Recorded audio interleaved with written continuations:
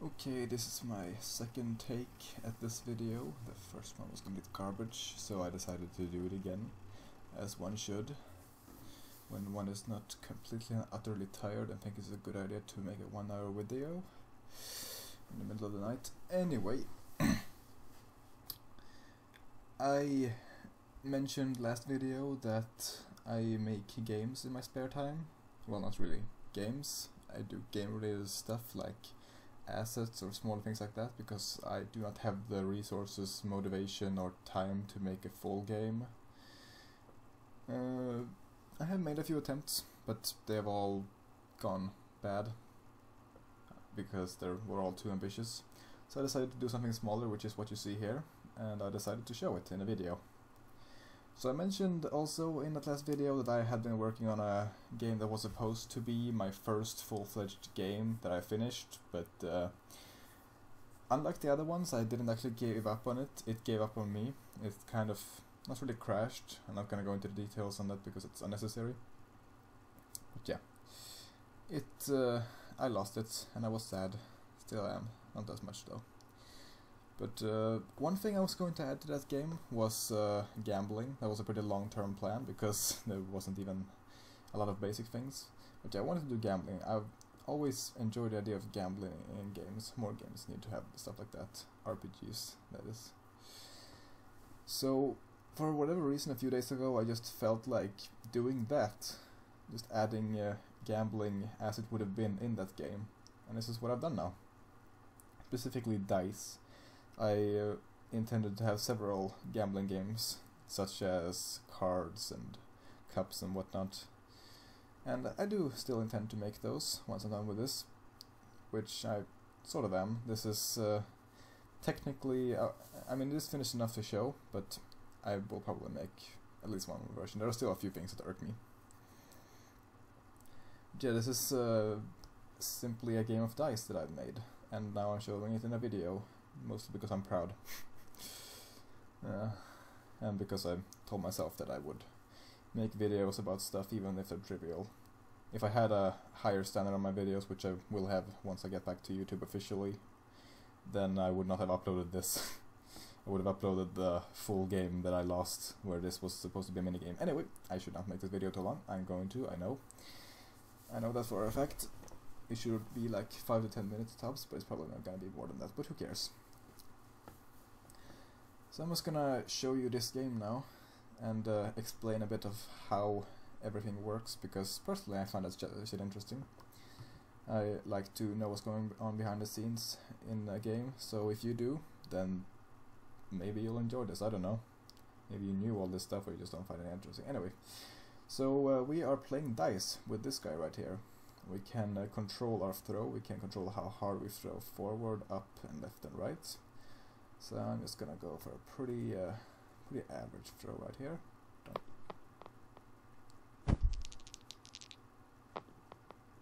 Yeah, see, you got sad there. Yeah, one of the things I added later in this was emotions for this guy. So if he rolls 2, he gets sad, as you just saw. He also gets sad if you roll high, like 10 or higher, or if you roll low and he rolls even lower than you. And he will get happy if you roll low, and if you roll high and then he rolls higher than you, or if he rolls 12. He hates rolling 2 and he loves rolling 12. Let's go for another shot. Let's go for a nice and forward one. That's not as good of a roll. You can also see it's got some eye tracking going on here. So he will look at the dice. That's a very basic eye tracking thing. I've done eye tracking before. I can see you got happy there. But this is the best one I've done so far, I think, because last time I tried eye tracking, that was for an NPC in the very game that this is sort of based on. And then I had the eyes track stuff individually, which means that the eye would just look in a straight line at the thing that we're going to look, each individually, and you can imagine that that caused some cross-eyeing. But now you can see that his eyes are not getting crossed. This is because I did what I'm pretty sure that most games do, where the eyes aren't actually the ones doing the looking. Instead there's a little eye tracking thing in between his eyes, which does the looking, and then the eye simply copy that movement. Pretty simple trick. I don't know why it took me like 3 or 4 attempts to realize. Well, now that I think about it, I'm pretty sure that I may have gotten it right the first time I did. Which is pretty embarrassing because I tried it several times afterwards, and in that case I did it worse that time. Usually the thing about games is that you get better at making them over time, just like with most things.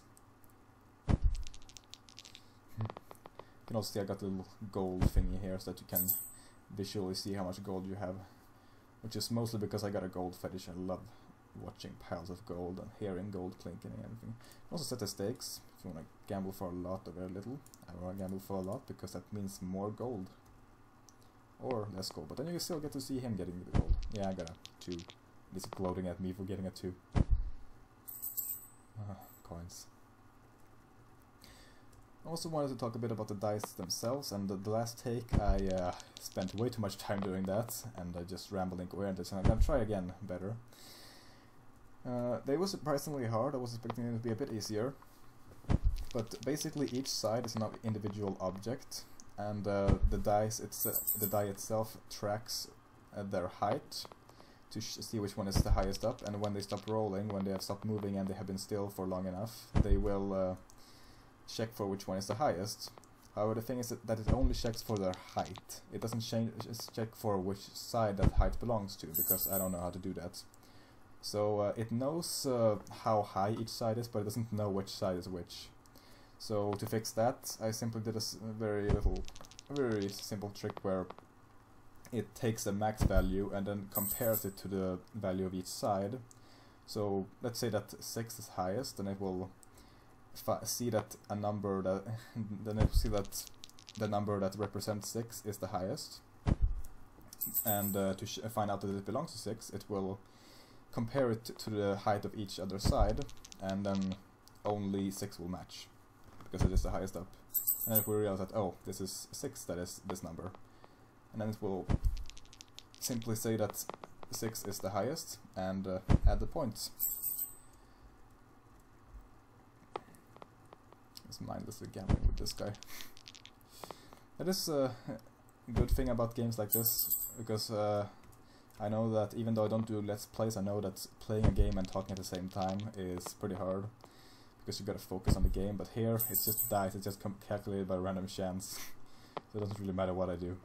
I have these sliders for deciding your throw, but that does absolutely nothing in the end, just like with real dice. Doesn't matter how hard you throw them. It's about how fast they rotate them, what their current rotation is, which you can't really affect in this game, nor can you when throwing dice in real life. I'm gonna go for a little trick shot. I've been having a lot of middle ones. Trying to think if there's anything else that I've forgotten to mention. I'm pretty sure that is it, indeed. There is one more thing that I'm not gonna show in this video, because it is a secret. It is actually literally a secret, which I added in because one of my friends, which I showed this game to, she just had a silly idea, and I decided to, just for fun, add that idea into the game. I spent way too much time and effort doing so, but I'm very proud of it. It was surprisingly educational, just like with this game. I learned a lot about making games in this. That's why I like just not really making any game in particular, just making things for games, because you learn how to make them. The first time when I first started doing games, I just tried to instantly make a game, and that went dreadful, as you can imagine. And to look up every single thing I wanted to do and all that. I'm trying to think of how to end this video, because I'm pretty sure I'm done, but I am bad at ending videos and starting them, and I'm not very good at the middle either. That's why I'm doing this anyways, so that I can get better at it. Still got most of the gold. Sucker. Oh yeah, there's one more thing that I forgot to touch upon. He doesn't only look at the dice, he also occasionally looks at your gold. Like if you have a lot of gold, he will occasionally glance at your pile of gold in envy, and if you have very little gold, he will glance at it as if he's thinking, oh, I almost let this guy dry. And if he has very little gold, he will look at his own gold pile in worry, just make a little sad face while doing so. And it's also the same principle with the whole looking. Simply put, he will always look at things with a certain tag to them, and the dice always have this tag, and there's an invisible object by each pile which has the tag too, and they will only appear at certain times if the conditions are met. And even then there's like a 1 in 3 chance, so he won't look at your pile every round if he has reasons to do so, because that would get stupid. I wish it could. I wish it wouldn't remain such. Oh, whoa. Yeah, that's a little failsafe I added in also, so that if you throw the dice off the table, they will just return to you. It works the same for this guy, because even though he usually throws them pretty nicely, he will sometimes throw them off, because this is a physics-based game, and things like that happen. Unpredictable things always happen. The last take, he actually did throw them off right as I was talking about this, but now he's not going to do that. Of course I'm going to get the best footage on the second take. I mean the first take, and not use that one. I am tired, as you might notice. I'm not as tired as I was last time. I am talking relatively coherently, I think. Hope. He is getting a lot of my gold now. That's nice. Would like to get down so I can make glance at the pub. I guess it's not very exciting actually.